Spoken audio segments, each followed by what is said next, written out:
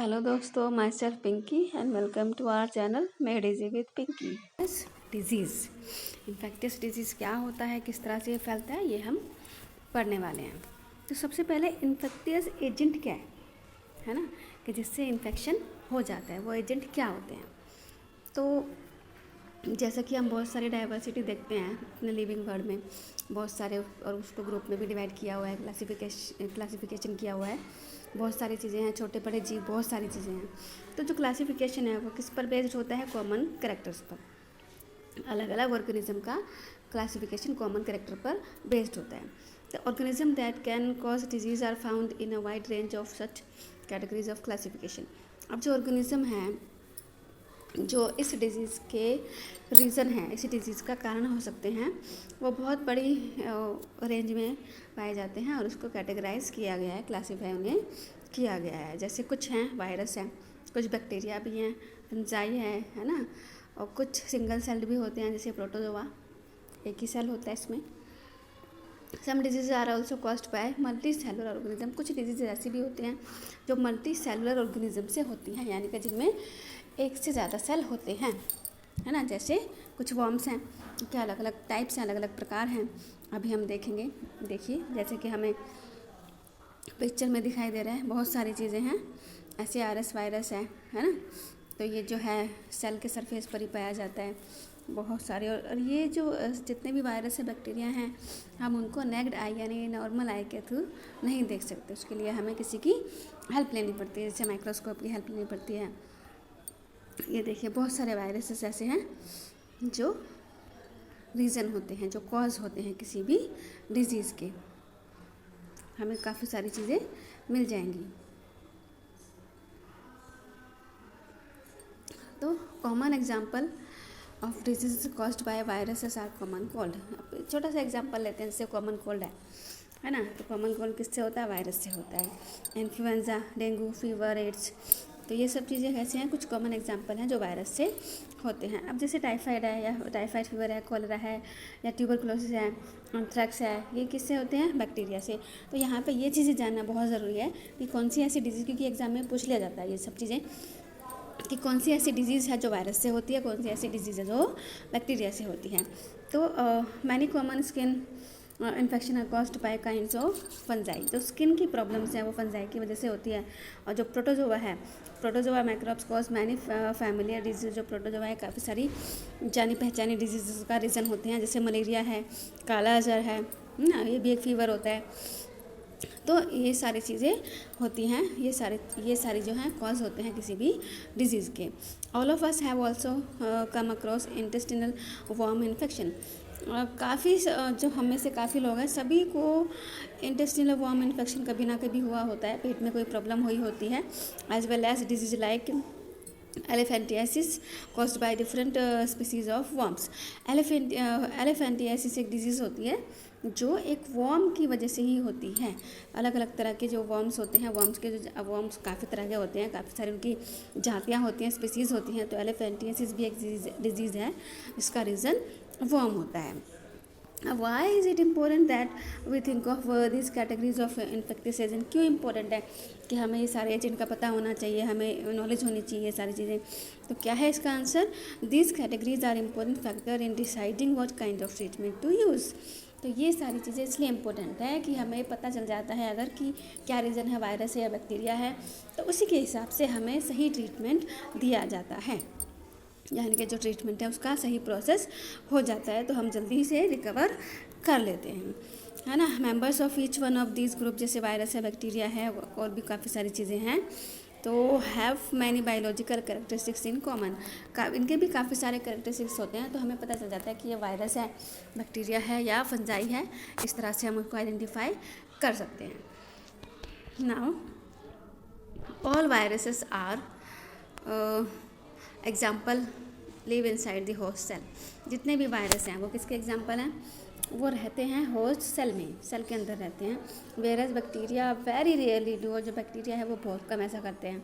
Viruses, bacteria and fungi multiply very quickly. ये बहुत जल्दी से मल्टीप्लाई होते हैं, यानी कि एक से बहुत जल्दी बढ़ना शुरू कर देते हैं, बहुत जल्दी ये अटैक करते हैं।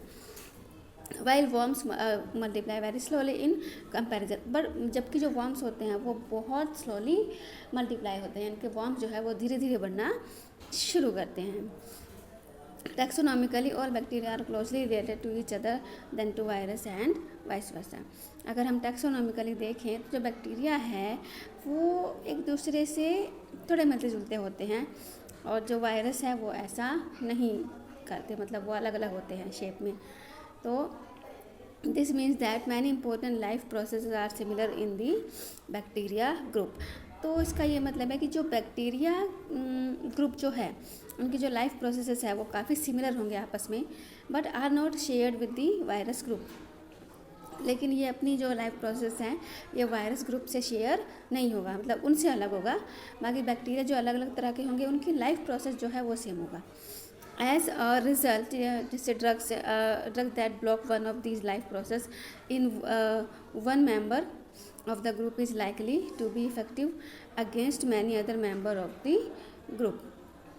जैसे drugs that block one of these life process, जो ड्रग्स अगर होता है किसी भी तरह का तो वो क्या करता है, एक लाइफ प्रोसेसेस को बंद कर देता है, ब्लॉक कर देता है उसको बिल्कुल ही। जैसे इसका कॉमन सा एक एग्जांपल है कि जो हमारा माइंड है वो काम करना बंद कर देता है, हमें कुछ और समझ में नहीं आता, तो वो लाइफ प्रोसेस को ब्लॉक करता है, धीरे धीरे ब्लॉक कर देता है उसको। और बाकी चीज़ों पे जितने भी और अदर मेंबर होंगे, वायरस हो गया, बैक्टीरिया होगा, उस पर कोई ज़्यादा इफेक्ट नहीं पड़ेगा। लेकिन जो ये एक तरह का ड्रग है ये लाइफ प्रोसेस को ब्लॉक कर देता है। तो but same drug will not work against a microbe belonging to a different group. लेकिन अगर जो सेम ड्रग होगा वो क्या करेगा, वो माइक्रोब के जो अलग अलग ग्रुप होंगे वो उसके बिहाफ में ऐसा नहीं करेगा, वो इस तरह से उसके अगेंस्ट काम करेगा, वो ऐसा नहीं करेगा कि लाइफ प्रोसेस को ब्लॉक करे। तो as an example let us take antibiotics. तो इसके जैसे एग्जांपल है तो हम क्या करते हैं, इसमें एंटीबायोटिक्स लेते हैं। They commonly block biochemical pathway important for bacteria. अब ये क्या करते हैं, एंटीबायोटिक्स क्या करते हैं, जो बायोकेमिकल पाथवे है बैक्टीरिया के आने का जो रास्ता है ये उसको ब्लॉक कर देते हैं, बंद कर देते हैं। Many bacteria for example make a cell wall to protect themselves. काफ़ी सारे बैक्टीरिया क्या काम करते हैं, सेल वॉल बना लेते हैं खुद को प्रोटेक्ट करने के लिए, है ना। तो काफ़ी सारे बैक्टीरिया इस तरह का काम करते हैं। The antibiotic penicillin block the bacterial process that build the cell wall. और जो एंटीबायोटिक पेनिसिलिन होता है वो भी क्या करता है, सेल वॉल बना देता है उसके आसपास, सेल के आसपास, जिससे जो सेल है वो डैमेज नहीं होता। As a result the growing bacteria become unable to make cell wall. जिसका रिजल्ट क्या होता है कि जो बैक्टीरिया है वो अनेबल हो जाता है सेल वॉल बनाने में और इजीली वो मर जाता है, ख़त्म हो जाता है। तो वो डिजीज़ हमें नहीं होती है ना। Human cell don't make a cell wall anyway. जो ह्यूमन सेल है वो सेल वॉल नहीं बना पाता है। So penicillin can not have such an effect on us. तो पेनिसिलिन जो है उसका इस तरह का कोई असर हम पे नहीं होता है। Penicillin will have this effect on any bacteria. लेकिन जो पेनिसिलिन है उसका बैक्टीरिया पे इस तरह का असर होगा ही होगा। तो वो बैक्टीरिया को कोई सेल वॉल नहीं बनाने देगा, जिससे बैक्टीरिया मल्टीप्लाई नहीं होगा, उसका सेल वॉल ही नहीं बनेगा, तो वो क्या करेगा, इजीली मर जाएगा, है ना। तो similarly many antibiotic work against many species of bacteria. इसी तरह से जो काफ़ी सारे एंटीबायोटिक हैं वो बैक्टीरिया के अगेंस्ट काम करती हैं, rather than simply working against one. किसी एक के अगेंस्ट काम नहीं करती, वो काफ़ी सारे बैक्टीरिया के अगेंस्ट इस तरह से काम करती हैं, जिससे जो बैक्टीरिया है वो असर ना कर पाए। But viruses do not use this pathway at all. लेकिन जो वायरसेस हैं वो ये पाथवे यूज़ नहीं करते हैं, यानी कि उनका एक रास्ता नहीं होता है। तो उसके लिए हम क्या कर सकते हैं, अब इसका रीज़न क्या है, antibiotic do not work against viral infection. तो वायरल इन्फेक्शन के लिए हम एंटीबायोटिक्स का यूज़ नहीं कर सकते, क्योंकि वो एक पाथवे यूज़ नहीं करते हैं जो वायरस होते हैं। If we have a common cold, अगर कॉमन कोल्ड होता है, taking antibiotic does not reduce the severity और ड्यूरेशन ऑफ द डिजीज। अगर कॉमन कोल्ड है तो एंटीबायोटिक्स लेना उसको जो कॉमन कोल्ड है उसको कम नहीं करेगा, उसके टाइम को कम नहीं करेगा। However if we also get a bacterial infection, जबकि हमें अगर बैक्टीरियल इन्फेक्शन हो जाता है कॉमन कोल्ड के साथ, तो टेकिंग एंटीबायोटिक्स विल हेल्प। तो एंटीबायोटिक्स जो लेना है वो हेल्पफुल हो जाएगा उस टाइम पे। then antibiotic will work only against the bacterial part of the infection, not the viral infection। But ये भी है कि जो एंटीबायोटिक्स है वो क्या करेगा, सिर्फ वो बैक्टीरियल जो पार्ट है इन्फेक्शन का उस पर काम करेगा, वायरल इन्फेक्शन पे वो अभी भी काम नहीं करेगा, सिर्फ बैक्टीरियल पार्ट पे काम करेगा। अच्छा, इसके लिए अब एक एक्टिविटी देखते हैं हम, इसमें क्या है, कुछ इसमें वर्कआउट है। Find out how many of you in your class can had cold cough fever recently. इस तरह से हम अपना देख सकते हैं कि क्लास में कौन से ऐसे बच्चे हैं जिन्हें अभी कफ कोल्ड हुआ है, फीवर हुआ है। How long did the illness last, और कितने टाइम तक ये बीमारी उन्हें रही है, डिजीज़ रही है। How many of you took, और कितनों ने एंटीबायोटिक्स ली है, कितनों के पेरेंट्स ने उन्हें एंटीबायोटिक्स दिए ठीक होने के लिए। How long were those who took antibiotics ill, कितने टाइम तक वो एंटीबायोटिक्स लेते रहे हैं।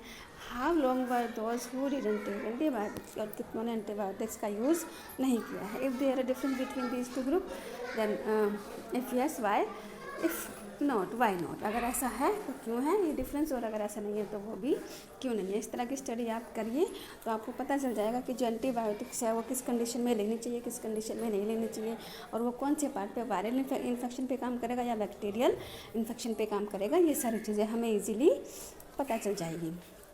तो आई होप आपको आज का ये टॉपिक अच्छे से समझ में आ गया होगा। इम्पोर्टेंट टॉपिक है, डिजीज़ के नाम और डिजीज़ का रीज़न ये आपको पता होना ज़रूर चाहिए, क्योंकि एग्ज़ाम में पूछे जाते हैं। तो इसी के साथ मैं आज की वीडियो को एंड करती हूँ। Thank you.